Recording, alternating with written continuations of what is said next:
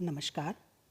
मैं डॉक्टर बबीता काजल, चौधरी बल्लूराम गोदारा राजकीय कन्या महाविद्यालय श्री गंगानगर के हिंदी विभाग से आज हम चर्चा करने जा रहे हैं कबीर जी के एक और पद पर।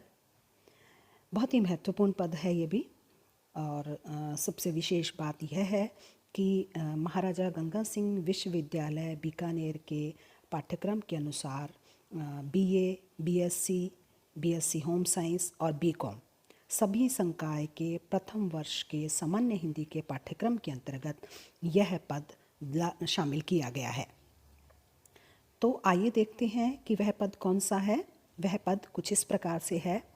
हम ना मरें मरिह संसारा, हमको मिल्या जियावन हारा। अब न मरूं मरने मन माना, तेई मुए जिनि राम न जाना।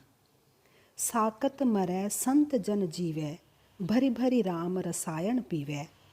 हरि मरी हैं तो हम हूँ मरी है, हरि ने मरे हम काहे को मरी है। कहे कबीर मन मन ही मिलावा, अमर भय सुख सागर पावा। कबीर जी हिंदी साहित्य के इतिहास में स्वर्ण युग कहलाने वाले भक्तिकालीन जो शाखा है उसमें निर्गुण ज्ञान मार्ग के कवि थे और उन्होंने अपने काव्य में ज्ञान पर बल दिया है। ईश्वर को प्राप्त करने के लिए ज्ञान की साधना पर वो विशेष रूप से बल देते हैं। इस पद में कबीर जी क्या कह रहे हैं? कबीर जी कहते हैं आध्यात्मिक पद है, रहस्यात्मक पद है और किस प्रकार से वो माया और संसार को परिभाषित करते हैं इस पद में बताया गया है। हम न मरे मरी है संसारा। कबीर कहते हैं कि हम नहीं मरेंगे और यह संसार मरेगा। भाव क्या है? भाव यह है कि यह संसार नश्वर है और हमारे भीतर बैठी आत्मा जो है वो अनश्वर है। और विशेष रूप से हम नहीं मरेंगे। क्यों नहीं? हमको मिल्या जियावन हारा, हमें तो जीवित करने वाला मिल गया है। आत्मा को उसके अमरत्व का बोध हो गया है, आत्मा को उसके अमर तत्व का बोध कराने वाला मिल गया है, गुरु मिल गया है, ज्ञान मिल गया है। इसलिए अब हमारा नाश नहीं होगा। नाश जिसका होता है वो आवागमन के चक्र में फंसा रहता है, जन्म लेता है, मृत्यु को प्राप्त करता है, पुनः जन्म लेता है। लेकिन जब हम मरेंगे नहीं तो हम मोक्ष को प्राप्त कर लेंगे। हमारा कभी दोबारा जन्म नहीं होगा, हमारी कभी दोबारा मृत्यु नहीं होगी और वही मोक्ष की अवस्था होगी। आगे वो कहते हैं अब न मरूं मर न मन माना, तेई मुए जिनि राम न जाना। कि अब मैं नहीं मरूंगा। मैं बहुत आवागमन के चक्र में अपने कितने कितने युगों तक अपनी आत्मा को कष्ट दे चुका हूँ और खराब कर चुका हूँ। अब मैं क्यों नहीं मरूंगा? तेई मुए जिनि राम न जाना, क्योंकि मैंने मरने के रहस्य को समझ लिया है, मैं इसलिए नहीं मरूंगा। मरना क्या है ये मैं जान गया हूँ। और तेई मुए वही मरता है जिसने परमात्मा को नहीं जाना है। अब देखिए यहाँ पे राम शब्द का प्रयोग कबीर ने किया है, लेकिन राम शब्द का प्रयोग उन्होंने दशरथ पुत्र राम के अर्थ में न करके परमात्मा के पर्याय के रूप में किया है। और वो कहते हैं कि तई मुए जिनि राम न जाना, मैं इसलिए नहीं मरूंगा क्योंकि मैंने राम के रहस्य को जान लिया है। जो राम के रहस्य को जान लेता है वो फिर कभी नहीं मरता, और जो राम के रहस्य को नहीं जान पाता, परमात्मा से जिसका परिचय नहीं होता, वो बार बार मरता है, बार बार जन्म लेता है। साकत मरै संत जन जीवै, भरी भरी राम रसायन पीवै। और वो कहते हैं कि जो हरि से विमुक्त होते हैं, शाक्त होते हैं, वो मर जाते हैं, वो जन्म मरण के चक्र में फंसे रहते हैं। लेकिन संत जन जीवै, जो संत जन होते हैं वो जीवित रहते हैं।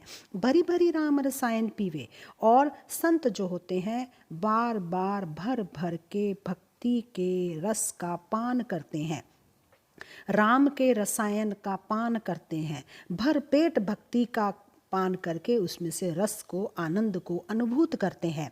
हरि मरी है तो हम हूँ मरी है, हरि न मरे हम काहे को मरी है। सारा संसार जानता है कि ईश्वर की कभी मृत्यु नहीं होती, परमात्मा कभी नहीं मरता है। परमात्मा जो है वो नश्वर नहीं, अनश्वर है, नश्वर नहीं है।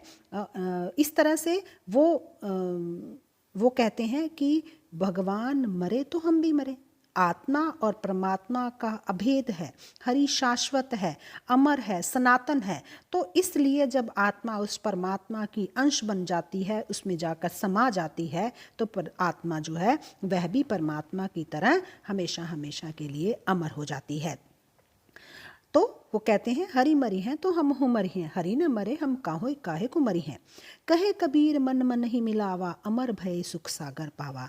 कबीर जी कहते हैं इस प्रकार से मैंने जो है अपने आप को उस परम तत्व में विलीन कर दिया है, मिला दिया है, अमर भय सुख सागर पावा। और अब जो है हम अमर हो गए हैं, हमें आनंद सागर की, अनंत आनंद सागर की प्राप्ति हो गई है। मैंने अपने मन को उनके मन में मिला दिया है और इसलिए मुझे अनंत आनंद की अनुभूति हुई है। मैं भी उस परम पिता परमात्मा के सुख सागर का अंश बनकर अमर हो गया हूँ, सदा सदा के लिए उस आनंद सागर का हिस्सा बन गया हूँ।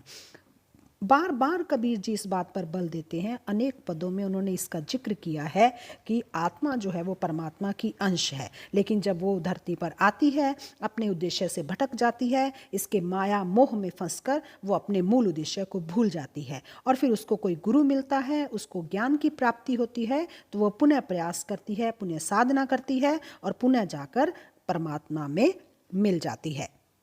तो इस पद में कबीर जी ने जीव और ब्रह्म के बीच में, आत्मा और परमात्मा के बीच में अभेदता की स्थिति, अद्वैत की स्थिति का वर्णन किया है। और वे मानते हैं कि जो संत हैं वो अपने परम उद्देश्य तक पहुंच पाते हैं और बाकी जो पद्धतियां हैं वो मनुष्य को भटकाती हैं और मनुष्य को इस संसार की मोह माया में फंसा कर रखती हैं। और इस तरह से कबीर जी ने अपने और हरि के अभेद का अनुभव इसमें अभिव्यक्त किया है। आज के लिए इतना ही, धन्यवाद।